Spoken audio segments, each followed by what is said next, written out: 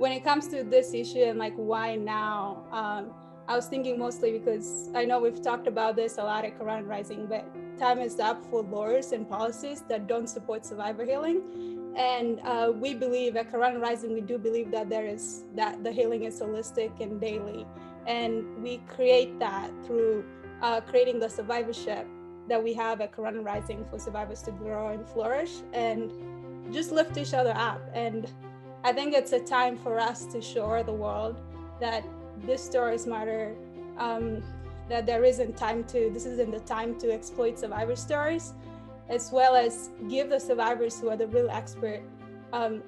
space at the table, as well as, apart from that, just don't exploit their stories. Like, let them build the movement. Like they've been like actually contributing to these policies, but at the end of the day, we don't give them credit for that. And at Quran Rising, we're giving survivors that voice, coming together, as well as just not that, but also empowering them in terms of providing the resources, not just to heal, but to flourish as people and as experts in the field.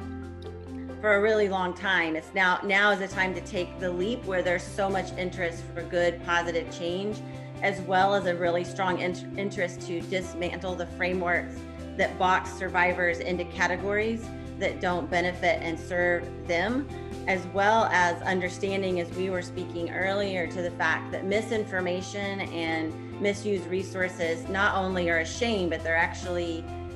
directly take away from the individuals who deserve, not only need, but actually deserve the resources, because most trafficking happens because of an absence of compassion, because of an absence of understanding. Trafficking is not inevitable.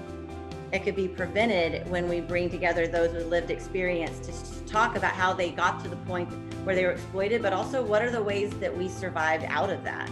Because I think that's often not part of the conversation. It's not just how were you trafficked, but what are the ways in which you were able to rebuild your life, and how can we support efforts to amplify that? Figuring out how to give survivors the resources they need to allow them to become independent, not only in the advocacy field, but as well as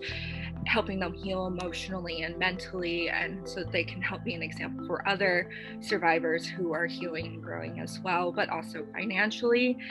giving them outlets, giving them creative resources, connecting them with people who are just like them and us, so that we can find a community where we all feel we belong and can be our authentic selves.